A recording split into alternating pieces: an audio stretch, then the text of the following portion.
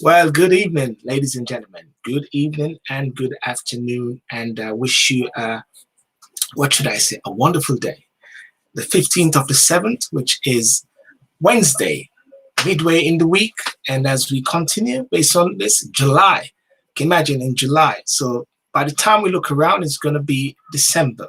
And by the time we look around, it's going to be 2021. Can you imagine that? 2021. What a year it has been so far. You will agree with me. What a year it has been so far. Many people are saying that they can't believe this just here. So many things has happened so far this year, and they cannot believe and they cannot explain. And some are saying that July, be good to us. July, be good to us. Some are saying August, be good to us. But I know someone who might not like August at this time, because many people are entangled, but I won't go there. What can I say? You know, today there's been so many sort of development. As a matter of fact, every day there's some sort of development, you know. And what I want to talk about tonight is like nothing even really specific to a certain extent. I said to myself, what I'm going to do is to use tonight as a time whereby the guest will be you, okay? And it's something I'm trying to think about, because I'm always thinking and looking for different ways to be ingenious or create something new. Need to get some water. Try to get a new flavor. But one of the most important thing is that I believe it's so crucial to get a level of interaction from the persons, from people who are watching. And that's the reason why I've created a Friday session, which is connections, whereby I use that Friday as a time whereby youths, young people, are able to sort of share their views, share their ideas, and share their thoughts and their thinkings of today. And also for persons as well who are working with young people as well, can share their thoughts and their perspective as well. And tomorrow, which is the in review, whereby we look at some of the top news items, even though I'm going to touch on a couple tonight, which I find very important that I want to talk on. But also, I would love to hear what are some of the top news items or top issues that persons out there want to flag up as well. So I'm turning this over to you. My guest, turn this over to you as much as possible so you can play a part in the process as well, and to be one of the guests on the red chair or whatever chair you may say it is. You may see my backdrop as well. I'm always in trying different things, creating new different ideas. And I love for you to give me any feedback as well, because we're going to the top, ladies and gentlemen. We're going to the top, and we cannot do anything else but go to the top, I was just speaking to one of my coach today, and we were talking about the walk and talk. I don't know if you've watched me in the mornings doing this session where I walk and talk. This emanated from the 21-day challenge during the lockdown period, which emanated from one of my shows, the walk and talk, right? And so my challenge, which I took on board for myself, was 21 days. And the challenge that I took was to walk in the morning. It turned out to the point whereby I'm not just walking now, but I'm also talking.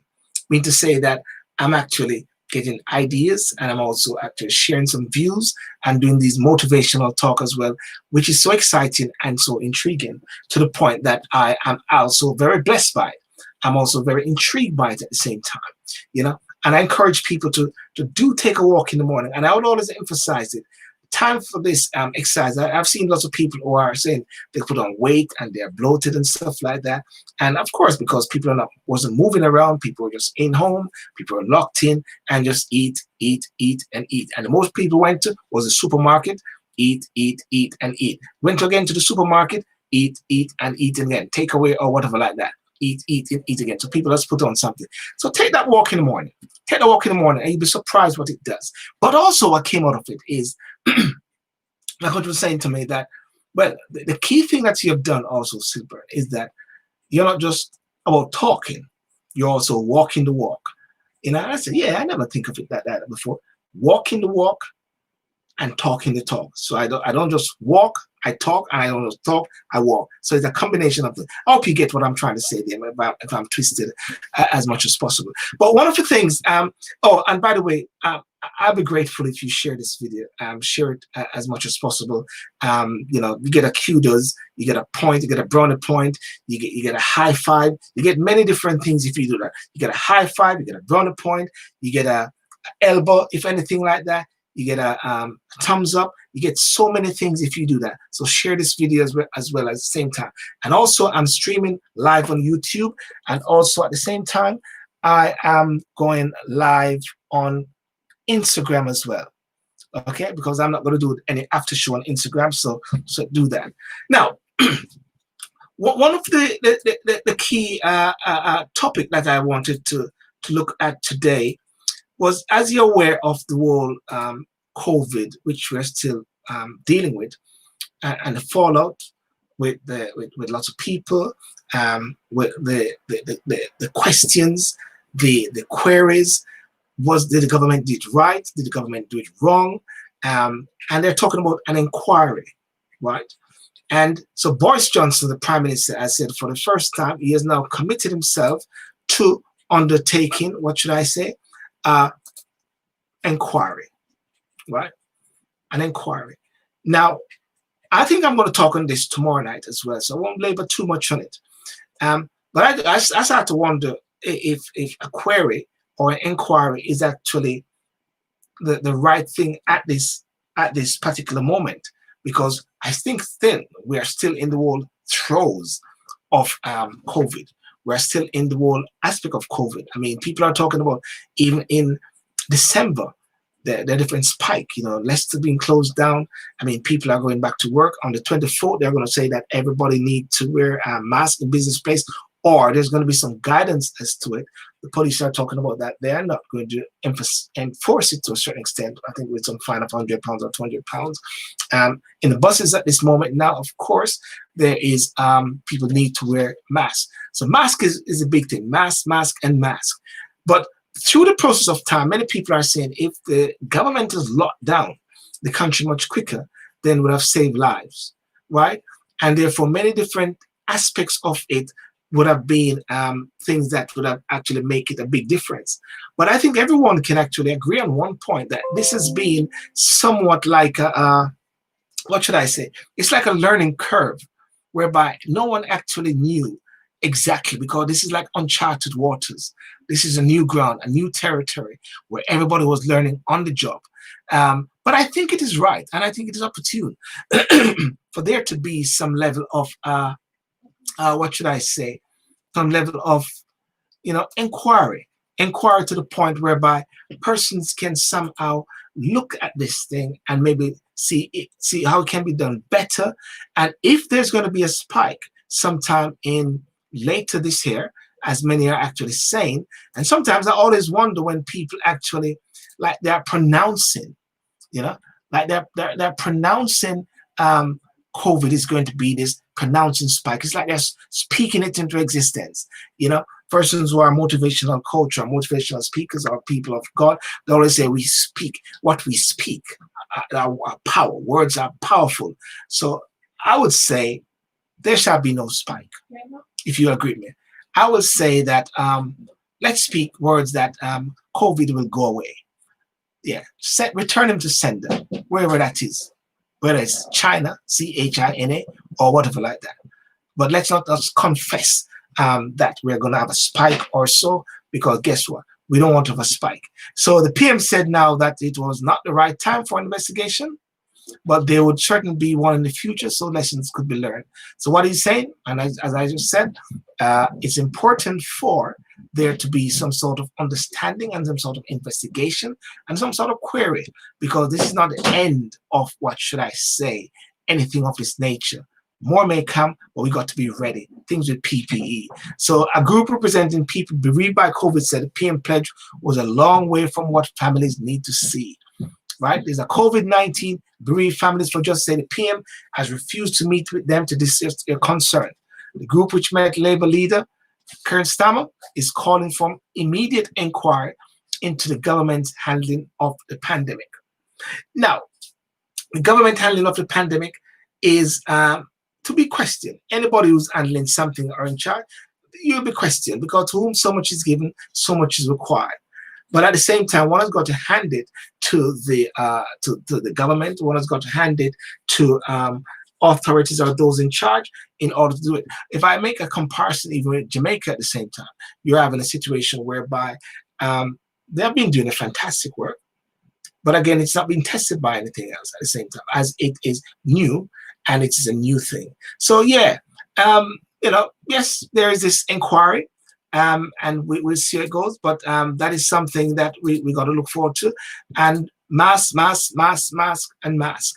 So I just wanted to touch on these few things. Ladies and gentlemen, on Instagram, what I'm doing, I'm just coming on tonight and just touching on a few things.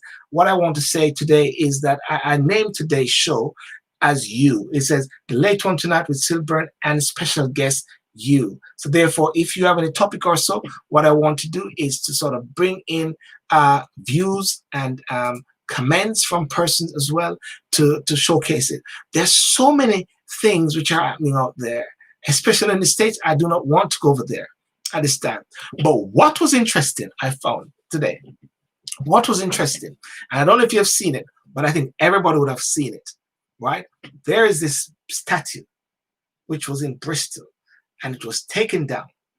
And today, a sculpture of Black Lives Matter protester placed on the plinth where a slave trader statue was toppled. And the sculpture of Jen Reid was erected early on Wednesday at the spot in the was at the spot where an Edward Colston statue was pulled down during the protest last month. Law, breaking the law, being disturbing the law, being unruly. What do we say? Or it's an iconic moment, an iconic moment. And there she is as well. Jen Reid posed with her statue, which appeared on the empty plinth on Wednesday, because apparently Marvin Rees, a good friend of mine, Bristol's mayor, said it's got to come down, right? So what I said, the sculpture of Black Lives Matter protester placed on the plinth where a slave trader statue was thought will be removed, Bristol mayor has said. The sculpture of Jen Reid was erected early on Wednesday at the spot in the city where an Edward Colston statue was pulled down during protests last month. Miss Reid has been photographed standing on the empty plinth. This was some time ago. Marvin Reed said it was up to the people of Bristol to decide what would replace the Colston statue, right? So the artist, which is Mark Quinn, said his black resin statue called A Surge of Power was meant to be a temporary installation to continue the conversation about racism. He said he was inspired to create it after seeing an image of Miss Reid standing on the plinth with her fist raised during the Black Lives Matter protest on 7th of June. He went further, then contacted Miss Reid through the social media, and they worked together on the statue, which was erected shortly before 4:30 British Standard Time. Question: what are your views in regards to that? Was it appropriate? Or the question is, nothing can be appropriate when it comes on to slavery. Nothing can be appropriate when it comes on to racism. So therefore, some things which are deemed to be inappropriate may be considered to be appropriate due to the time and due to the season. The jury's out in that, but one of the things that I believe as well is that it is making good conversation, and it is also bringing up the whole issue. The whole issue regarding racism at the same time, because it is not gone away, right? But one thing that someone said to me, and we'll be having a show on that next week, Wednesday, was that we need to remind ourselves that many of the persons from the Windrush era, many of the persons from the era when, during slavery, after slavery, people who endured massive racism, people who actually went to doors to knock and to try to get housing, no blacks, no dogs, no Irish, All of those things reach them, you know. But what? Sorry. But one of the things that actually came out of it, according to my good friend, was that they, during the course of that time, they delivered and they actually made it happen. They worked, they take care of their children, they pulled together, and they made a difference at the same time. So therefore, while we are actually fighting the whole scourge of racism, while we're actually fighting the whole scourge of inequality, while we're fighting the whole scourge of injustice, never forget that those who went before us, they actually laid down their lives, right? And whether they did it willfully or whether they do it by force, they're actually saying, come on, guys, we now, today, we need to get on with it. That doesn't mean to say that we should forget what happened. That doesn't mean to say that we should say, move on. Yes, I would say move on. But while we move on, ensure that the history is embodied in our system and therefore it will never happen again. That's my sort of take on it. But next week, I'm going to have Stephen Akinsanya and a couple other persons on Wednesday where we're going to dissect that bit as much as possible and look some more at in regards to the knife crime and the issues with young men and how the impact of slavery, impact of racism, impact of systematic racism, if there is anything called systematic racism. I think we should just call it racism, and to look at it in that way. So that's very interesting in regards to what they did with the statue in Bristol, and I wouldn't be surprised there's going to be some sort of a copycat in regards to that, and that will be a very interesting time to come on to. Now, the next topic which I was looking at today is regarding the Nick Cannon in America, former husband of Mariah Carey, made some statements, and as a result of his statements, he was sacked. Okay, and what it says: Nick Cannon, U.S. TV host, fired by MTV on in anti-Semitism role. Right, anti-Semitism role. Nick Cannon has been fired from his MTV show Wild 'N Out and other work for the channel parent, which said he had promoted anti-Semitic comments. Viacom CBS said a recent episode of his podcast, Cannon's Class, promoted hateful speech and spread anti-Semitic conspiracy theories. In response, he said he does not condone hate speech and hit out at oppressive and racist infrastructure. The star also presented The Masked Singer, which is made by Fox. Right now, the interesting thing, what is happening now, is twofold, because we're seeing a situation whereby censorship is at high level. Censorship in the level whereby people are actually censored from speaking their opinion, from speaking their voices.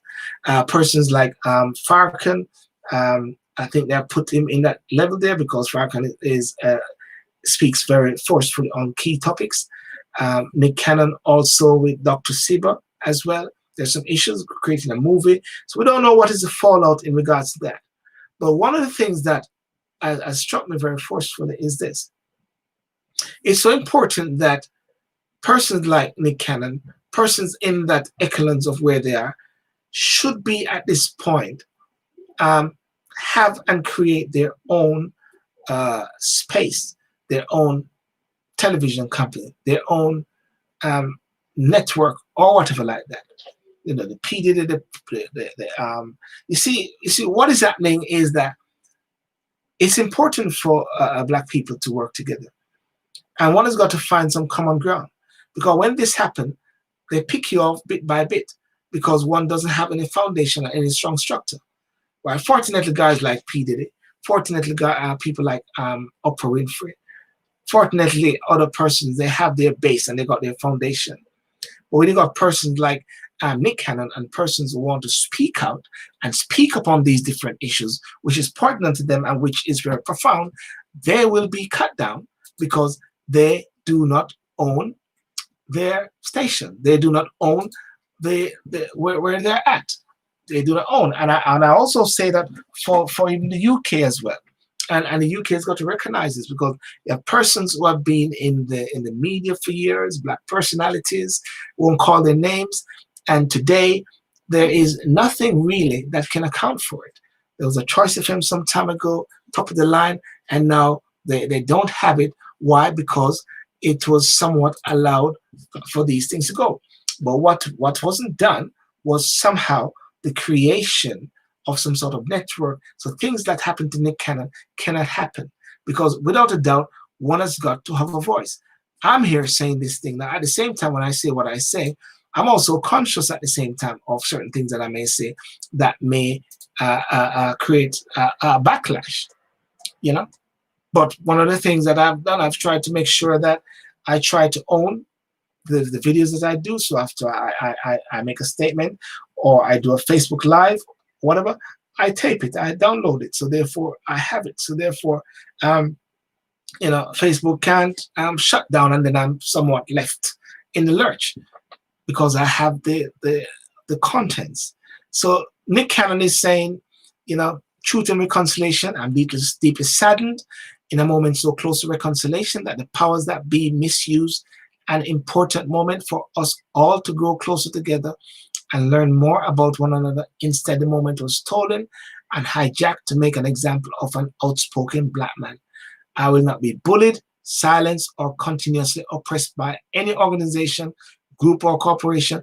I'm disappointed that Viacom does not understand or respect the power of the black community. I beg to differ. I beg to differ by saying that he should be in a position whereby he's on top of his game, been there for a while. You got the Winans brothers, you got Puff Daddy, you got Dr. Dre, Snoop Dogg. Instead of calling people names sometimes, they should be putting things together. So therefore, this don't have to happen. Because once you're working for these organizations, you've got to comply with their standard. Because, pay the piper. Render unto Caesar what is Caesar. And I understand the whole aspect about growing together, going closer together, like everybody want to kumbaya, let's have a good party together. But I think at the end of the day, one has got to strengthen. One has got to strengthen themselves together as a people, as a force to be reckoned with. Hence the reason why I always talk about the black element. I always talk about that, yes, it is a good thing for everybody to have good kumbaya, have a good time, but we've got to strengthen ourselves economically, because this will always happen again. Because you are an employee, right? Not an employer. You're not the owner. In a way, you're owned. Your job is owned to a certain extent. Many people are owned, whereby they can't make certain statements, can't make certain moves. If not, they will snuffed out. And therefore, their economic power or their economic influence or whatever they have would just disappear just like that, right?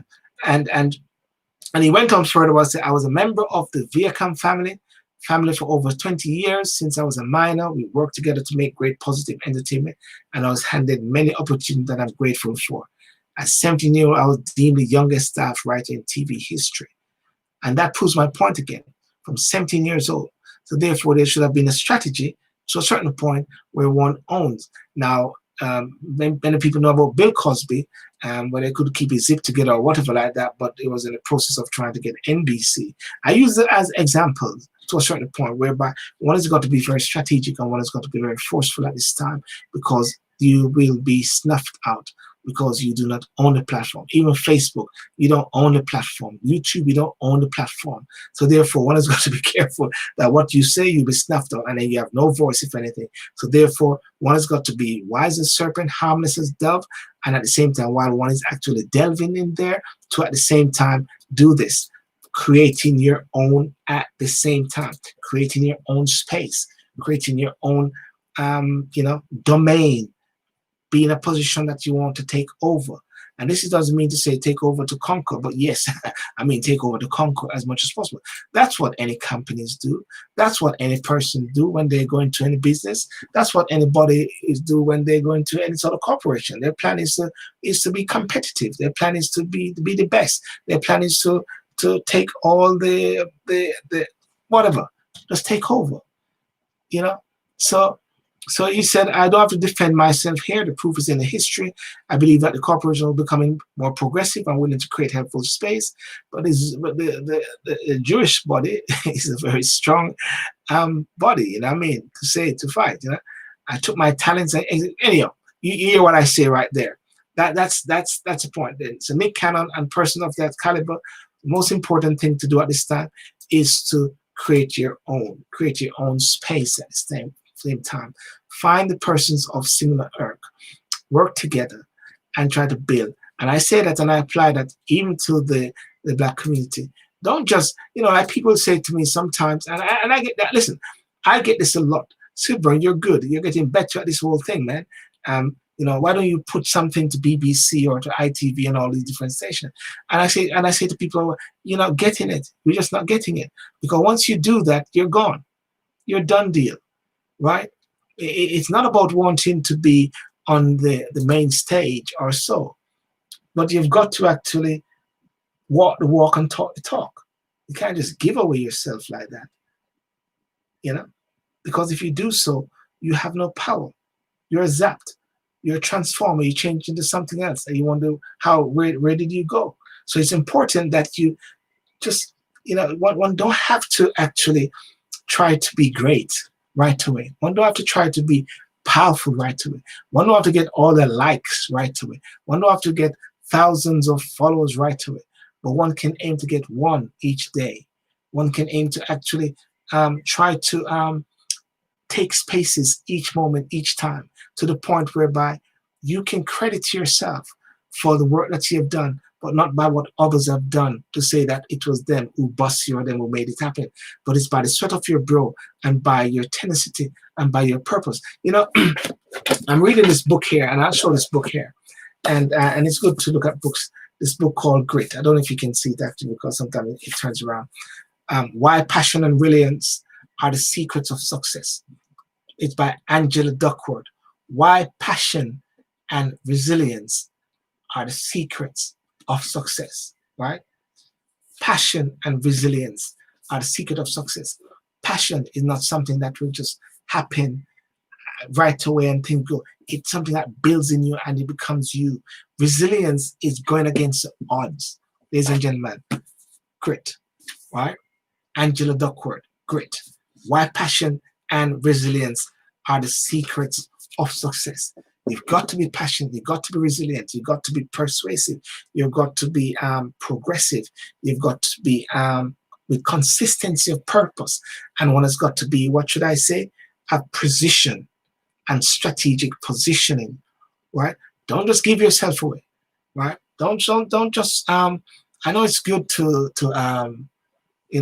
ask for money from organizations or so. And for funding, and I know lots of people go for funding and everything like that.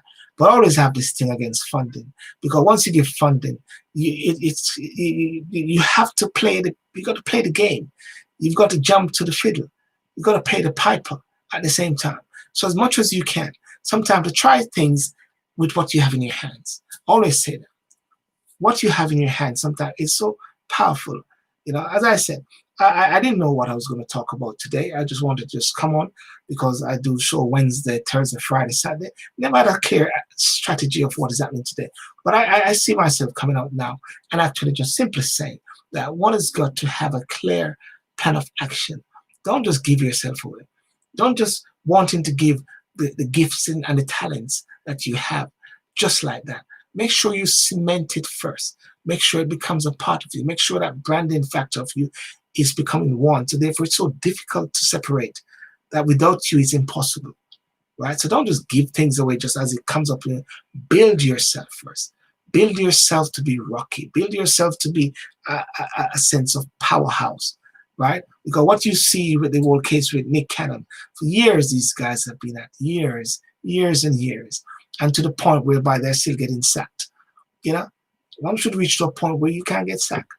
I understand we are working, but when we reach a point whereby you own your dreams and you can live your dreams, that's what I aspire to. I'm in a position where I still can lose a contract, if anything, as a lawyer. But at the same time, I'm building something whereby I can't lose a contract, right? I'm building something which is me. And we've always got to try to reach a point where we build something which is us, which is me, which is you, which is Dan, which is Lorna, and which are persons that follow and watch the show, so that we can be strength and we can empower and we can be rocky. Okay? That's the other thing. I want to just cross the waters a bit and touch base in Jamaica. This is another thing which I was watching recently, whereby Jamaica Public Service people are demonstrating because Jamaica Public Service apparently, this is what they say.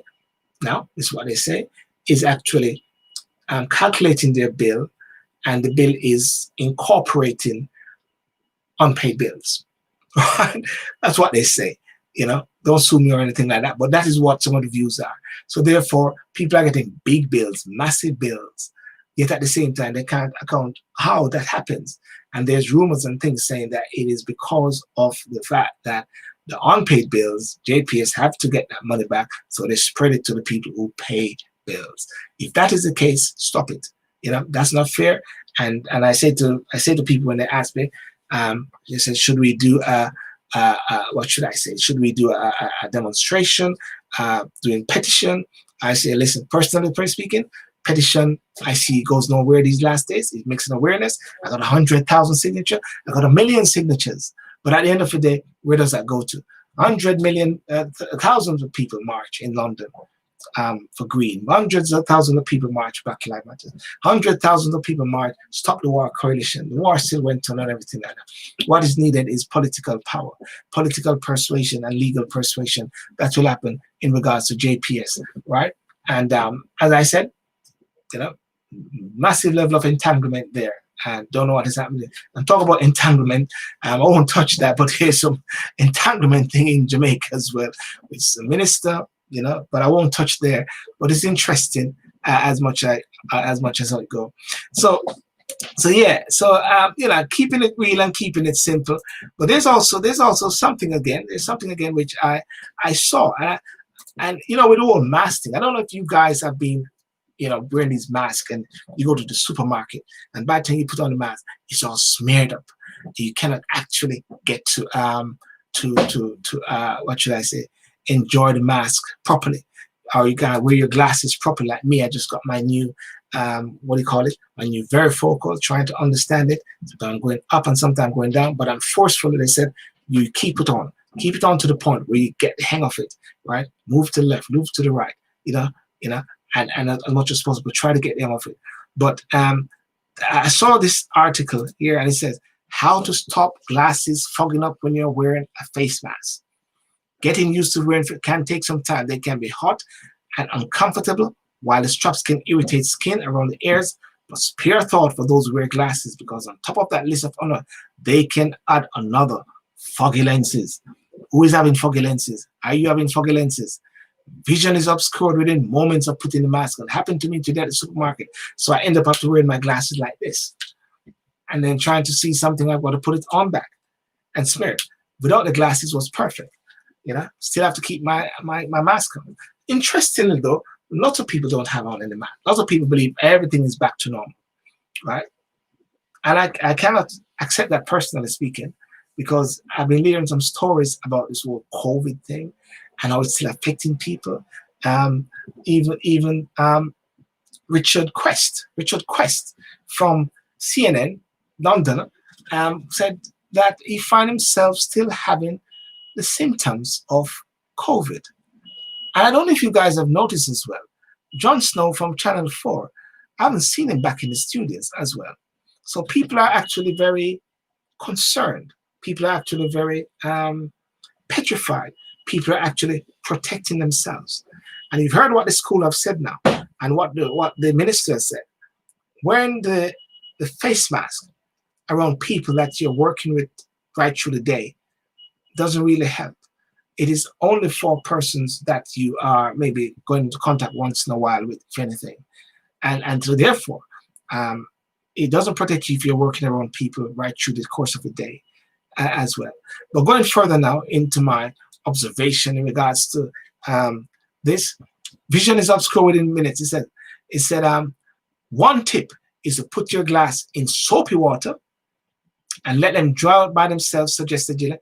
This creates this thin anti-fog layer on the lens. This is for free. Even though I'm reading it, but I'm giving it to you as a tip. One tip is to put your glasses in soapy water and let them dry out by themselves, such as the Jillian. This creates a thin anti-fog layer on the lens. I'm sharing this because I was trying to figure out what is this make it happen. If this doesn't work or son, it may smear your specs. Another option is to rub the lens with anti-mist wipes, which can be bought from opticians and chemists.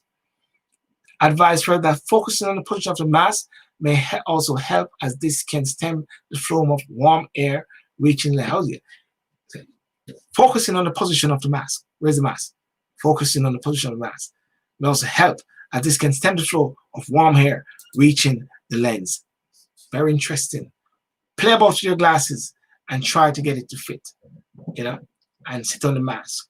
So, ladies and gentlemen, there you got some tips now, how you can actually sort out your glasses straight from the horse's mouth, and let me see what else I wanted to just flag up again is, I wanted to I got this book today, and my book plug.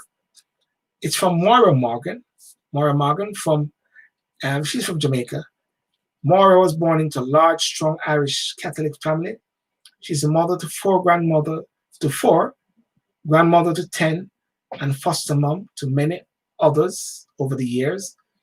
Using her life experience and administrative skills gained over many generations, she has spent close to 20 years, spanning 3 decades, in some of Jamaica's most challenging communities. Right.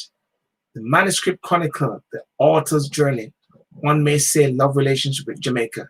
It is well written, easy to follow with emotional highs and lows, told as if it were an unfolding story. That is Reverend Henry Morgan, Trenchtown. I know him. Truly fascinating book. It reads very well, and I went through every emotion known to a human being, from love to anger, sadness, shock, disbelief, disgust, what pathos, as the writer brought how she felt real for the reader. That is exactly how one should write a book of their real life experience. The tears I shed as a grown man were real, stone soul. This book has impacted me in a huge way. This is Tony Kelly from Birmingham, right? Moira Morgan, From Garrison to Garden, Volume 1, Boots on the Ground, Untold Stories from the Inner City, right? And the good thing about it, she sent me the book. She said, read the book, Sylbourne, and then I come on the show. I said, I want you to come on the show. She said, no, read the book first. So I've got this book to read off quickly. I've got Grit to read. And I've also got some other books that my good friend, Mr. Cross, who is there as well, to read as well, which is it's good. Got books pack you in. Books pack you in. Books actually, it gives you fuel, right? As a person who read every day because I have no choice based on cases, as one who has to read lots of cases, papers, because of the nature of one work. One has to maybe read things at short notice, or one has got to learn how to pick out the right information to read at the right time, because time is not on your side. So sometimes you got to have strategic reading as well, where you cannot read everything. Because if you see 2,000 pages or so, and you've got a court hearing shortly, you've got other things to do, you've got to pick out some of the key areas to read. I call it strategic reading as well, because sometimes you're not able to read everything. But the good thing with books like these are your quiet moments, your quiet time whereby, falling asleep or so, not falling asleep, you can actually read the books. So Grit, Why Passion and Resilience Are the Secrets of Success by Angela Duckworth. Passion and Resilience, right? And also From Garrison to Garden, Volume 1, Boots on the Ground, Untold Stories from the Inner City with Moira Morgan, right? Make sure you get that book as well. I will give you more things in regards to that. So tomorrow in review, in review, whereby what we do, we have some guests and we look at some of the key stories of the week, or what we believe is poignant at this time. I believe I touched a bit of it. Um, Make sure you come tomorrow night at 9 o'clock with Kama, Keisha, and Dr. Burton, where we look and we dissect. You know, you can either be on Team Keisha or Team Kama. We're going to look at Trevor Phillips, some of the words which he said, in regards that black youths are more prone to die by gangs, fellow gang members, fellow black persons than the police. People don't like the comparison they made. Some people are saying, well, is it true or not? Some people are saying actually he's race baiting. He's playing to the whites, to the racists, race, supremacists, whatever, the race card. Some people are saying, just listen to the message. Forget the messenger. Is it true or not? So that is something to be looked at tomorrow. Hawaii, is it a trade war or security? Trump is actually saying, well, I spoke to a lot of these guys and they back me and they support me, you know, so great. So I would say, is the UK a poodle of America at this time? Is Hawaii good? I say there are some security implications in regards to Hawaii. So now is it a trade war, as I said, or is it a war? You know, so that is something coming up, and it's all thing with regarding 5G. Face masks everywhere. Introduction to shops coming up very soon. Dr. Burton will be expounding on that, and also regarding the future independent choir. But I think we're going to be touching on the big statue which stood up in Bristol, replacing Collison as well, that other statue from the racist person. So that's going to be a very good one as well. So on Friday, we got Youth Connections, trying to make a confirmation as to who, what, when, but there's always so many youths, so we're going to get that one going. And Saturday, I believe is going to be interesting. Saturday is going to be with Paul Rose, a behavioral therapist.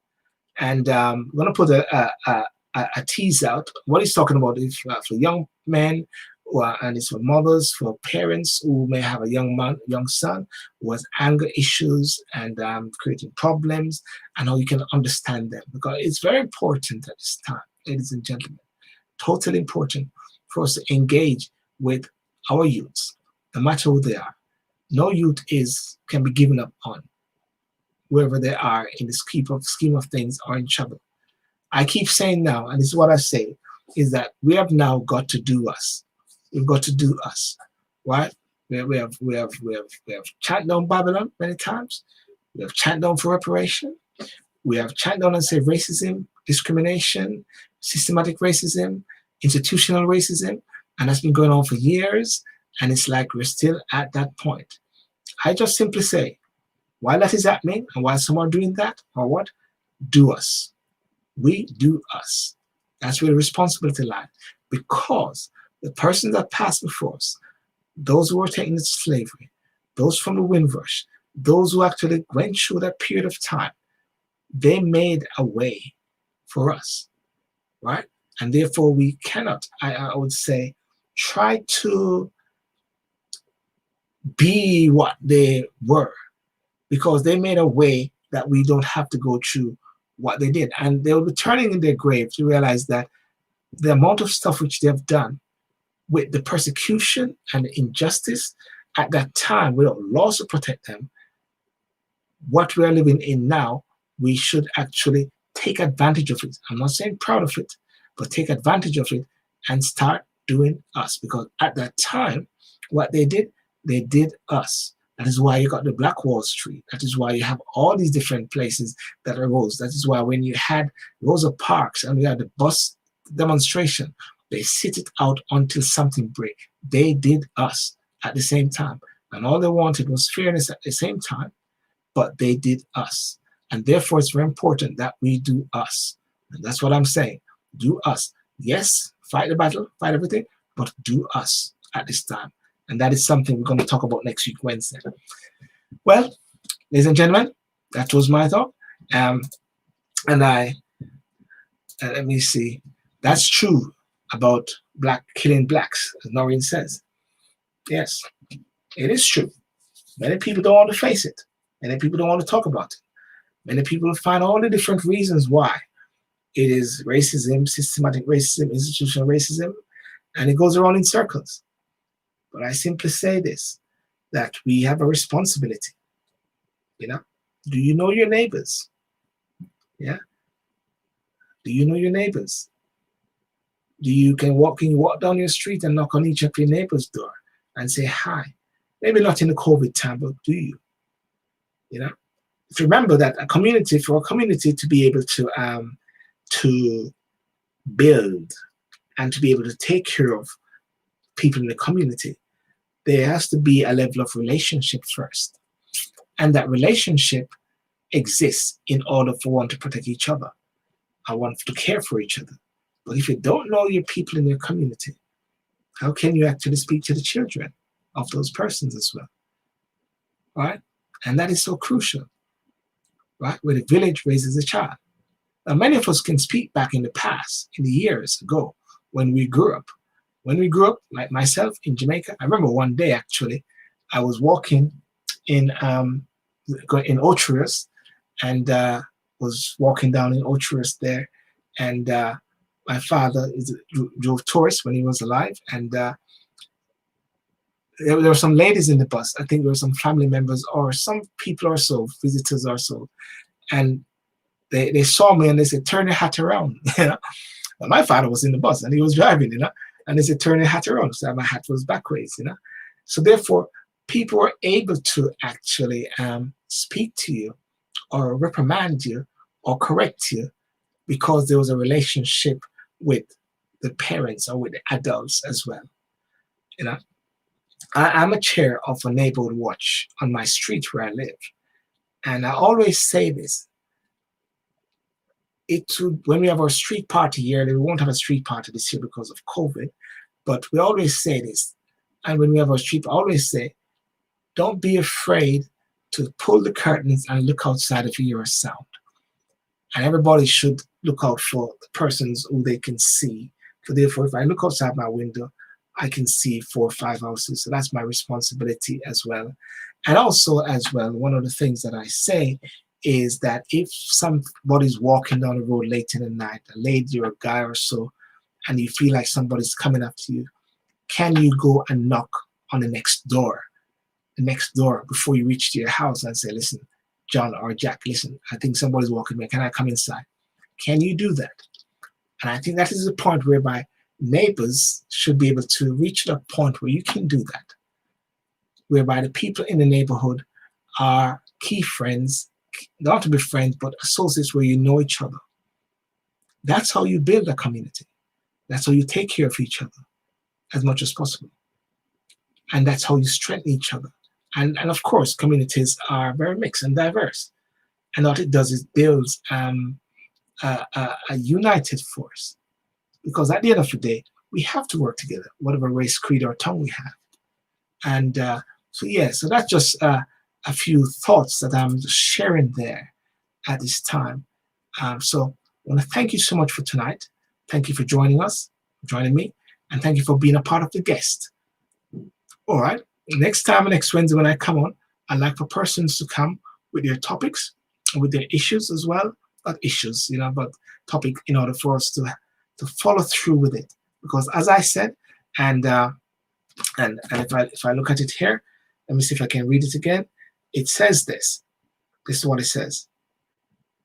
The late one tonight was Sylbourne and special guest /S you. Okay? You. Therefore, it's important that you share your thoughts as well. Okay? Thank you, Deanne. Thank you, Lorna. Thank you, Noreen. And thank you for those others and those who are coming on the replay. Thank you for those also on Instagram as well. I don't think I'll come on Instagram because I've been playing Instagram already and it's going to cut off wow. Yeah, it's going to cut off very soon. So thank you very much. Let me hear your views. Let me hear your comment. And remember, this is on streaming on Facebook and YouTube. And like and subscribe and all the best. And thank you very much. Okay, before I go, let me play this. There's this thing which I've been doing called Black Excellence. Yeah, Black Excellence.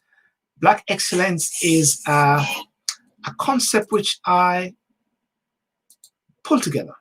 I wouldn't say that I created the word Black Excellence, because it has been there around for a while. But with the advent of so many images which have been shown around for the past months or two, which are really not that nice. So I said, what I can do then is do something else. I will create something called a Black Excellence, whereby I find persons, Black persons, gotta be Black, who are successful. As a matter of fact, if you want to be white, you want to become Black Excellence, you can. They can come on board, and I'll just need 6 pictures or so. And what you do is to simple put some phrases to it, what you are, what you're about, and I just put it within 1 minute. And for that 1 minute, it is promoting positive images to the world. Okay, so the next guest, which is coming on this Friday, this Saturday, Paul Rose, the behavioral therapist, I'm going to play his Black Excellence to finish the show with. Okay, so I'm going to play Paul, and let me see. There he is, connected to God and foremost. And if you want to be a part of it, just message me. Okay, and I'll tell you how it works. Eventually down the road, what I'm going to do is going to make it so big, and what I'm going to do is from it is to get donations and contribute it to some sort of charity or some sort of organization that help young Black men, Black women as well. Okay, to aspire to the person that they're looking at as well. So we've got to share these images and want to show these images.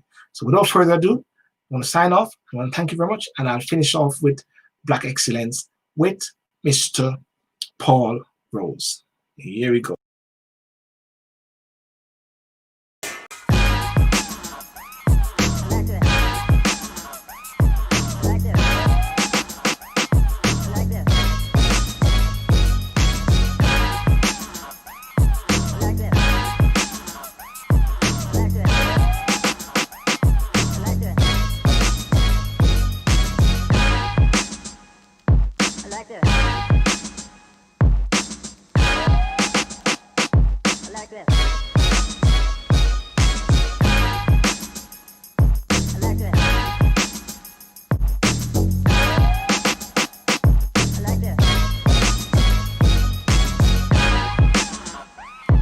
Like this.